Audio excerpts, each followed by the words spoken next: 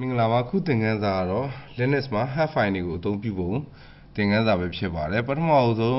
manual ဆိုတဲ့ man ဆိုတဲ့ command နဲ့စပါမယ် Linux system မှာ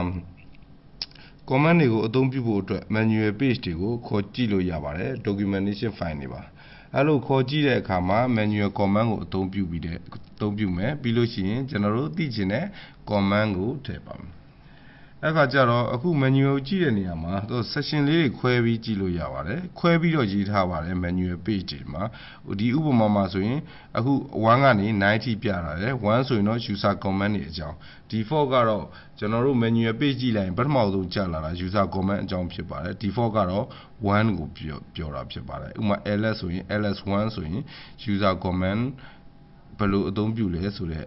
documentကြာလာမှာဖြစ်ပါတယ်နောက် 2 system call 3 library 4 special file ပြီးတော့ 5 ဆိုရင် file format နော် file တည်ရှိတဲ့နေရာကို command တည်ရှိတဲ့နေရာကိုပြပါမယ်အဲ့လို section တွေခွဲထားပါတယ်ဒါပေမဲ့ command line အတွက်တော့မဟုတ်ပါဘူးတချို့ command တွေက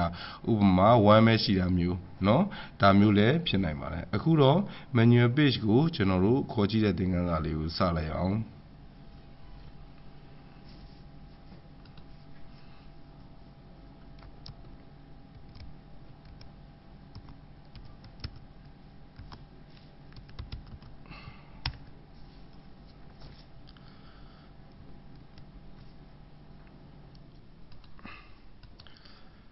အဲ့တော့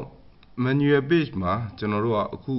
manual page ကိုကျွန်တော်တို့ကြည့်ချင်ရင် man ဆိုတဲ့ command ကိုအသုံးပြုမယ် gedit လို့ရှာလိုက်မယ်เนาะ gedit ကိုကြည့်ချင်တယ်ဒါဆိုရင် gedit ရဲ့ကျွန်တော်တို့ပထမ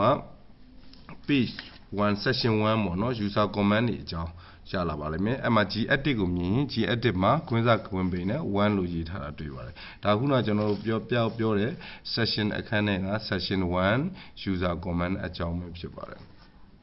နော်အဲ့တော့ gedit ကိုကြည့်မယ်ဆိုရင်ပြီးတော့ကျွန်တော်တို့ exit နှိပ်ချင်ကျူနှိပ်ပါမယ်ပြီးတော့ကျွန်တော်တို့ page ကို up down လုပ်ချင် page up page down key ကိုနှိပ်လို့ရတယ်ဒါမှမဟုတ် space နဲ့နှိပ်ပြီးတော့လည်းတက်သွားလို့ရပါတယ် space ရဲ့ down arrow သုံးနဲ့ရပါတယ်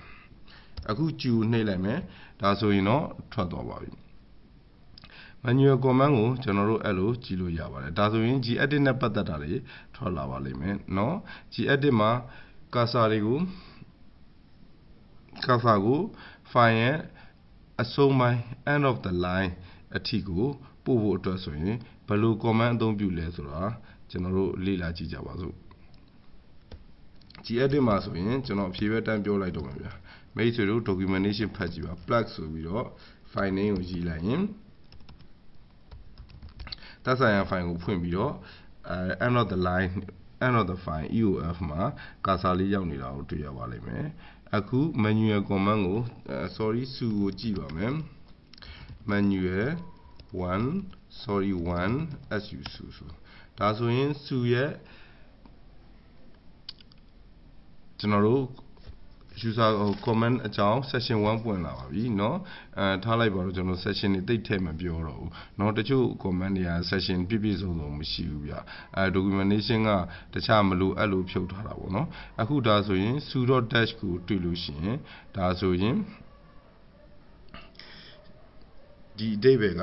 root အနေနဲ့ run မယ်လို့ဆိုလိုတာဖြစ်ပါတယ်